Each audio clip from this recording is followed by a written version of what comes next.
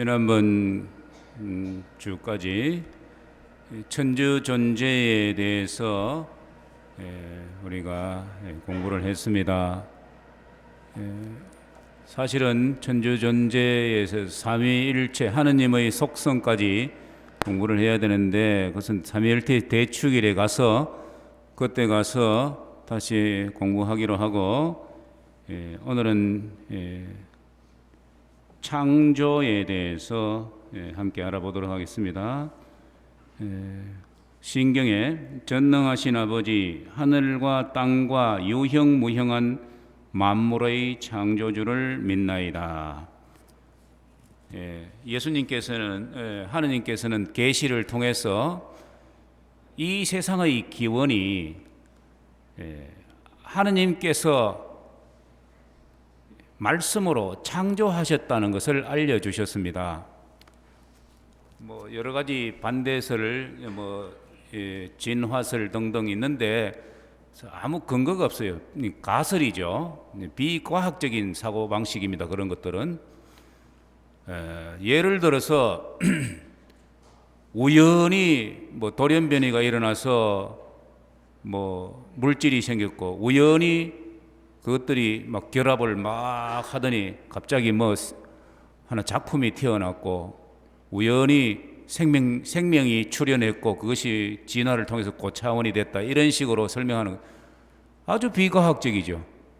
이것은 마치 우주선을 어떤 부품을 큰 통에다 막 흔들었더니 어느 날 갑자기 우연하게 우주선이 튀어나왔더라, 이런 소리 하는 거나 똑같은 거예요. 그거는 고도의 이 지능과 능력을, 완전한 능력을 지니신 분이 일부러 정성 들여 창조하지 않으면은 이 세상이 이렇게 정교하게, 우리 인체가 이렇게 정교하게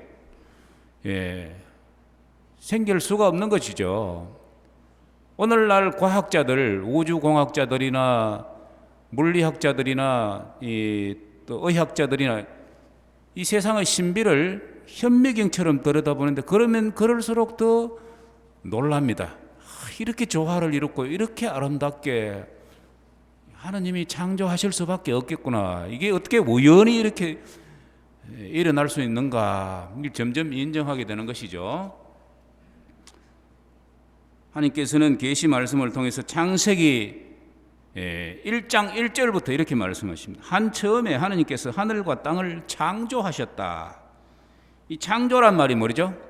창자가 새로 세울 그런 창자 아닙니까? 사업을 새롭게, 없던 사업을 새롭게 하는 걸 뭐라 그러죠? 창업이라 그러죠. 또 작품을 새로 만들면 그것을, 전혀 없던 것을 창작품이라 그러죠. 이 창조, 이 제조가 아니고 창조입니다. 새롭게, 아무것도 없이. 원래는 이 세상이 하느님밖에 안 계시고 없었습니다, 우주가.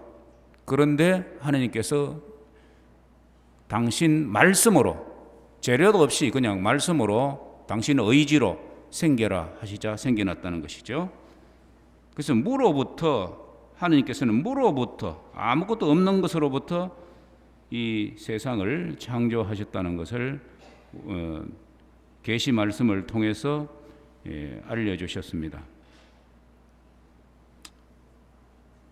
또 호작질만 해놨네. 다 지우고.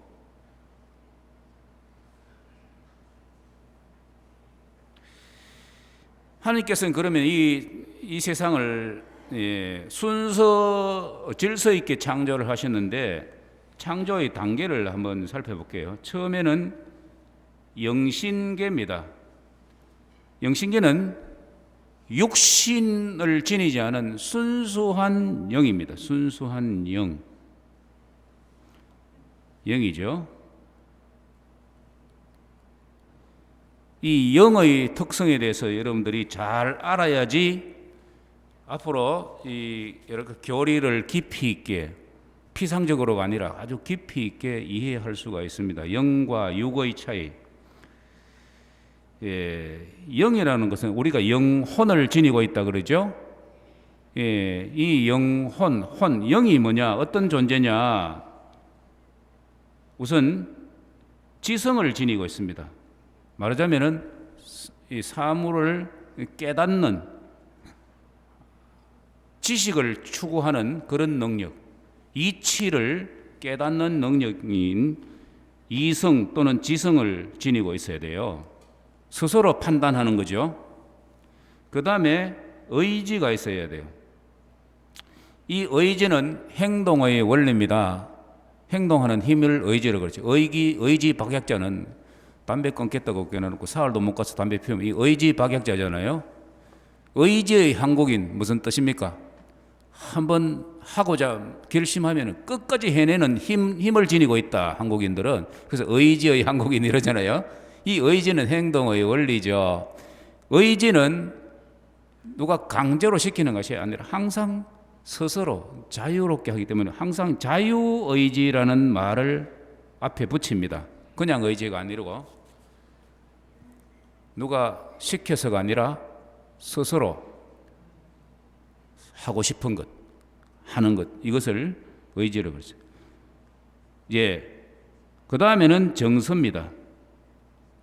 이 먼저 사리를 판단을 해가지고 그 다음에 뭐 하고 싶다는 의지가 생기고 그것을 행동으로 옮깁니다. 그러고 난데 그 결과에 대해서 느끼는 감정들을 가지고 있죠. 이런 존재들을 영이라고 하죠. 우리가 TV에서 봅니다. 광고 막 나옵니다. 새로운 가전제품이 나왔는데 판단합니다. 저거 좋겠는데 옛날 거는 안 그랬는데 저거는 저런 기능이 있네. 그 다음에 사고 싶다라는 욕망이 생기죠. 의지가 생기죠. 그래서 사러 갑니다. 실제로 사는 것입니다. 의지로서. 그 다음에 그걸 써보고 난 뒤에 만족스럽다. 아니면은 에이 쏘갔네. 이런 정서가 반응을 마지막으로 하죠. 이렇게 지성은 진리를 추구하는 능력입니다. 항상 진리를 바라고 있어요. 그 다음에 의지는 선한 행동, 행동은 우리는 선을 바라고 있어요. 그 다음에 이 정서는 아름다움을 느끼려고 하죠. 그래서 진선미, 진리와 선과 아름다움을 추구하는 능력을 지니고 있는 존재들입니다. 이것이 바로 영적인 능력입니다. 이 영에는 하나님께서 이 영신계 하늘의 영들을 창조하셨는데 바로 전부 이런 지성과 의지와 정서를 지닌 존재들입니다. 하나님이 순수한 영이시기 때문에 하나님은 완벽한 지성과 완벽한 의지와 완벽한 정서를 지니고 있으신 분이시죠. 이 영에는 하늘의 영들은 내중에 여기서 천사들도 나오고 마귀들도 악마와 마귀들도 나오게 되는 것이죠. 이것은 따로 공부하겠습니다. 그 다음에 하나님께서는 물질계를 했어요. 물질계는 육입니다. 육을 지닌 물질을 지닌 존재들입니다. 이 물질을 지닌 존재들에는 광물, 식물, 동물 등이 있습니다. 여러분들 이 광물은 무생물이죠. 생명이 없습니다. 그런데 식물은 생명이 있죠. 그 생명이 있는데 어떤 생명을 가지고 특성을 가지고 있느냐 하면은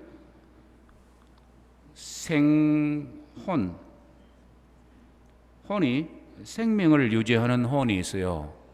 식물들도 자기를 살아남기 위해서 씨를 퍼뜨리는 방법이라든지 아니면은 꽃가루를 받아들이는 방법이라든지 꽃을 아름답게 피워서 꿀을 넣어가지고 벌을 유인해가지고 벌 다리에 그 꽃가루를 묻혀가지고 씨방에다 집어넣고 그렇게 생명을 하고 이런 가만히 보면요. 이 식물들이 마치 생각을 하는 것처럼 해요.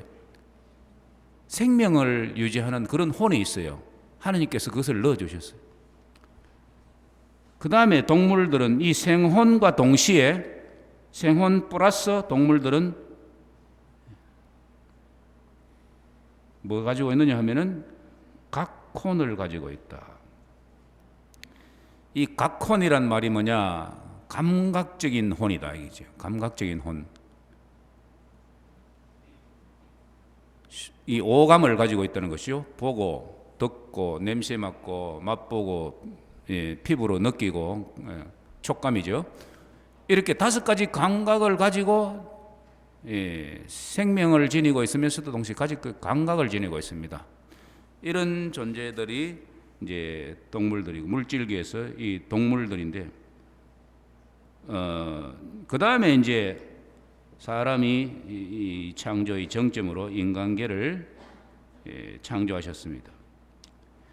인간계는 사람은 이 순수한 영이 지니고 있는 영혼과 동시에 물질계에서 가지고 있는 육체, 이 동시에 가지고 있어요. 놀라운 존재입니다. 이 두 요소를 다 지닌 존재이죠.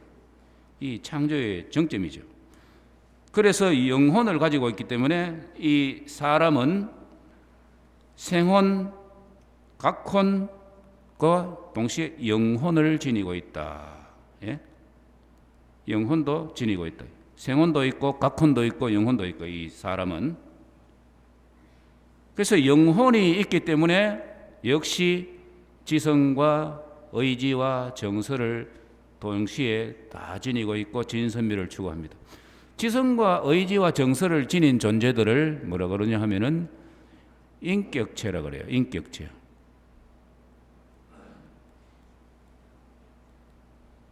예. 이 인격이란 말을요. 인격이 이제 영어로는 라틴어로는 페르소나라고 그래요. 영어로는 person이죠. 이 페르소나라는 말이 인격입니다. 하느님께는 신격 또는 위격 이렇게 이야기할 수밖에 없어요. 사람인자이기 때문에 이게 이 인격 페르소나를 지닌 존재만이 이 영이고 영혼이고 지성과 의지와 정서를 지닌 존재이고 스스로 판단하고 스스로 행동하고 스스로 그 행동의 결과에 대해서 희로애락을 느끼고 기쁨과 슬픔을 느끼는 이런 존재다 말입니다. 예, 이 마치 하느님이 이런 다 가지고 계시잖아요. 하느님이 당신한테 없는 것을 피조물한테 주실 리는 없죠.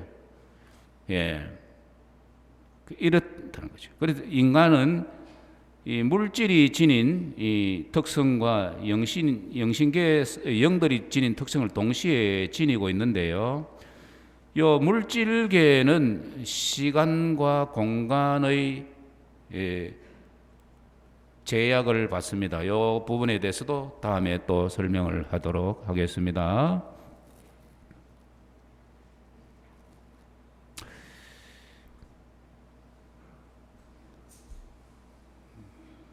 그 다음에 하나님께서 이 창조하신 이유가 뭔가, 그리고 그 목적이 무엇인가. 성 보나벤투라께서는 이렇게 말씀하셨습니다. 하나님께서 만물을 창조하신 것은 당신의 영광을 더하기 위해서가 아니라 그 영광을 드러내고 나누시기 위해서이다. 하나님께는 당신의 사랑과 선하심 이외에 창조에 다른 이유가 없다는 것이죠. 삼위 하나님께서 나누시는 완전하고도 넘치는 사랑 때문에 창조하셨다. 우리가 삼위일체의 신비를 알면은 요거를 더 깊이 이해하게 되는 그건 다음에 하기로 하고, 성부와 성자께서 나누시는 그 완전한 행복, 하나님 절대 외롭지 않습니다. 홀로 계셔도 삼위 하나님 공동체를 이루고 있잖아요. 그래서 그 두 분이 나누시는 완전한 그 사랑이, 인격화된 사랑이 성령이십니다. 이렇게 하느님은 부족함이 없으시고 영혼으로부터 완전한 행복을 누리시는데, 그렇게 완전히 사랑하기 때문에 그 넘치는 사랑 때문에 창조하시고 싶은 것입니다. 예. 제가 미국에 있을 때 정말 신혼부부, 한국 교포 신혼부부죠. 아이가 3살짜리 아이가 하나 있고 너무너무 이쁘게 서로 사랑하면서 막 잘 사는 거예요. 행복하게 사는 거예요. 내가 옛날부터 그 친구를 잘 알았기 때문에 친하게 지냈는데 하루는 내가 물었어요.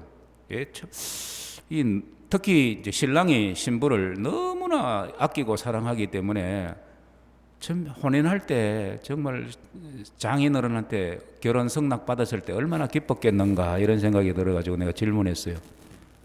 이름이 현준인데, 야 현준아, 네 이 세상 살아오면서 정말 뛸 듯이 기뻤던 적이 있느냐? 이렇게 물었어요. 여러분 살아오면서 뛸 듯이 기뻤던 적이 있는 사람 손 들어보세요.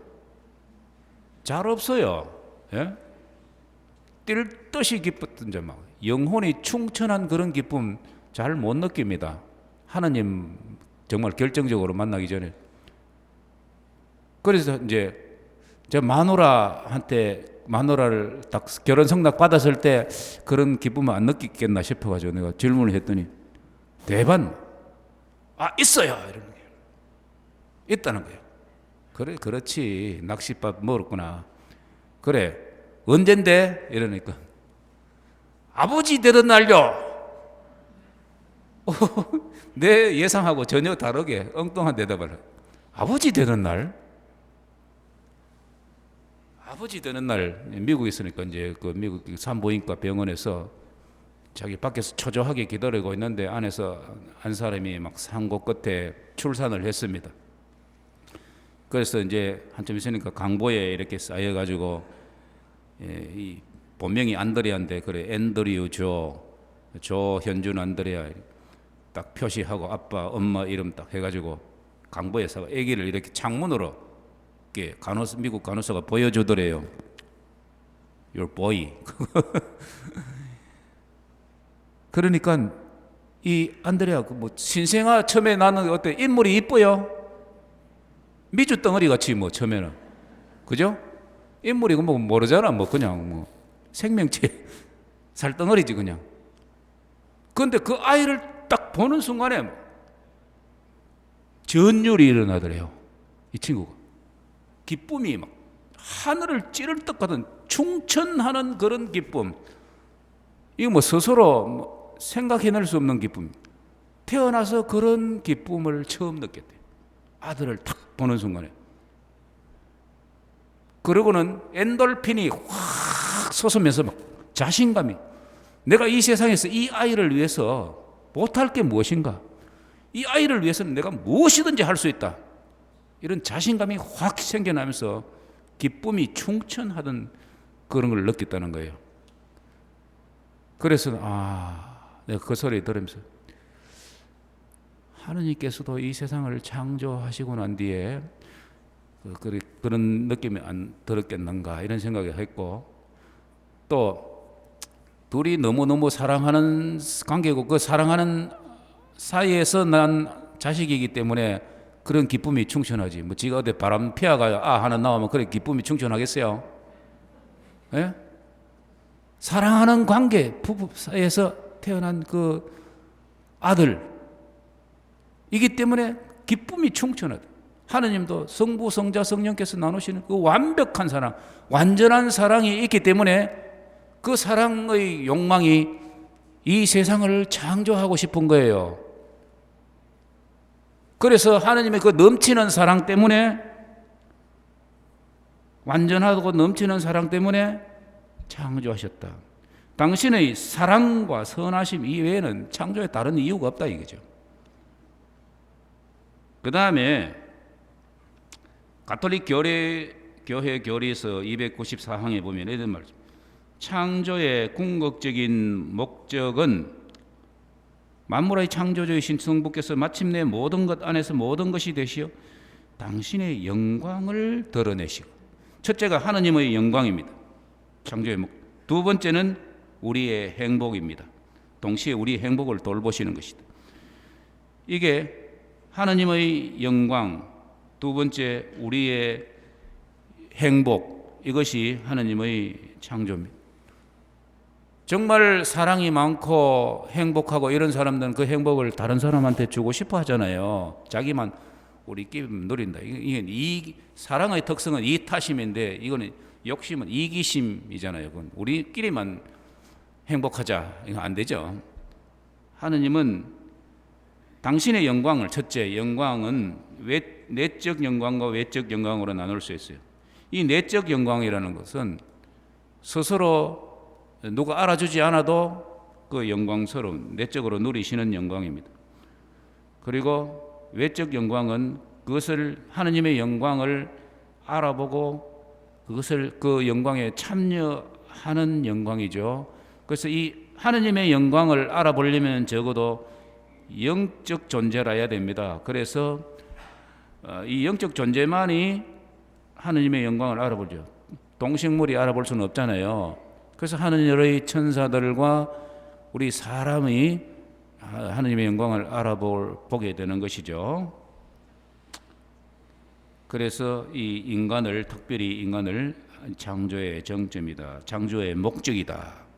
이 우주는 인간 창조하는데 인간이 상품의 핵심이라면 이 우주는 이 포장지에 불과하다는 것이죠. 예, 당신의 내적인 영광을 외적으로 드러내시는데 그것이 곧 우리의 행복입니다. 즉 그 조현준이 안드레아가 자기 아들에게는 그 사랑의 발출로서 생긴 아들에게 온갖 행복을 다 주고 주고 싶어 하잖아요. 심지어는 자기 목숨까지도 그 아들에게 내어줄 용의가 있는 거예요. 하느님이 바로 그러신 분이십니다. 그래서 실제로 하느님은 당신 목숨을 우리를 위해서 내놓으셨어요. 그것이 바로 그리스도의 십자가 희생이죠. 예.